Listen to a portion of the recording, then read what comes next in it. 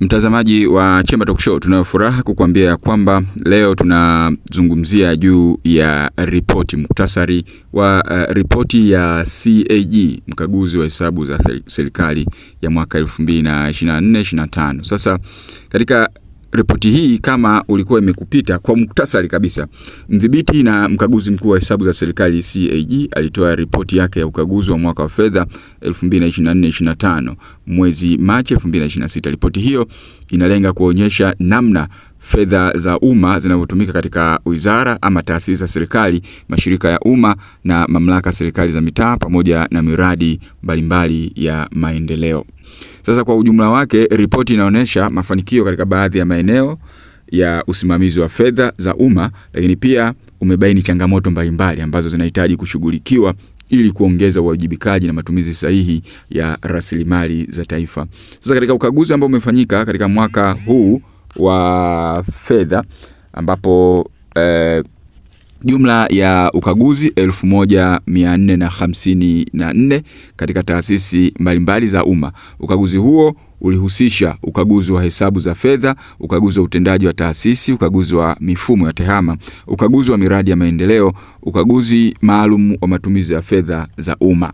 Sasa lengo la ukaguzi huo ilikuwa ni kuweza kuhakikisha fedha za wananchi zinatumika kwa mujibu wa kisheria, kanuni na taratibu zilizowekwa. Mapendekezo bado hayajatekelezwa kikamilifu, ambapo moja ya maeneo ambayo yalisisitizwa katika ripoti hii ni utekelezaji mdogo wa mapendekezo ambayo yalitolewa katika ripoti za miaka iliyopita. CAG imebaini ya kuwa sehemu kubwa ya mapendekezo ambayo yalitolewa bado hayajatekelezwa kikamilifu. Hali hii inaonyesha kuwa baadhi ya taasisi za umma bado hazijachukua hatua za kutosha kuweza kurekebisha dosari zilizokuwa zimebainishwa hapo awali.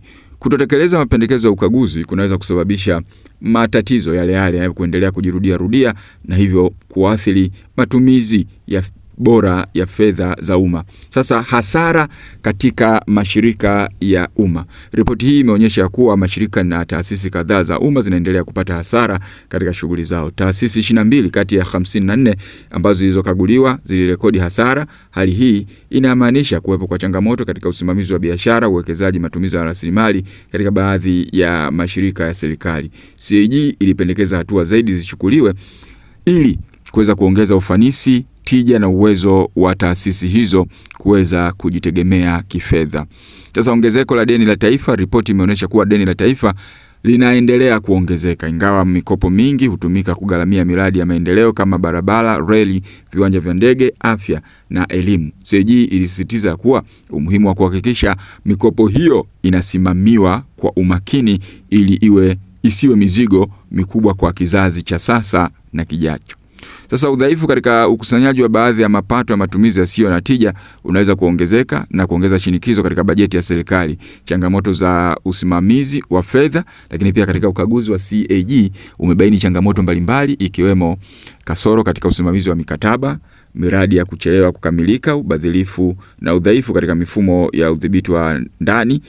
Baadhi ya malipo hufanyika bila nyaraka kamili, ucheleweshaji wa utekelezaji wa miradi ya maendeleo, lakini pia changamoto ambazo zinaweza kusababisha matumizi yasiyo ya tija ya fedha za umma na kuchelewesha utoaji wa huduma kwa wananchi.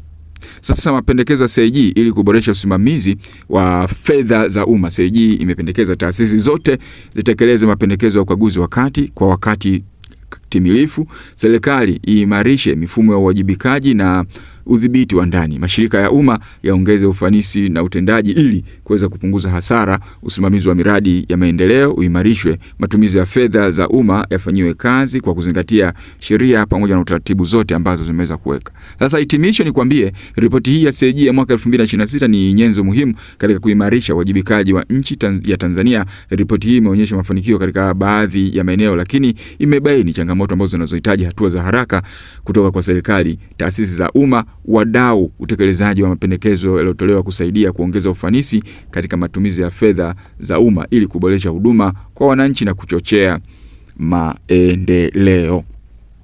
Nikwambie tu kwamba ripoti hizi zinatolewa kwa ajili yako wewe, na wewe uweze kujua pale ambapo palipo kosekani. Hii ni Chemba Talk Show, nami ni Amini Nyaungo.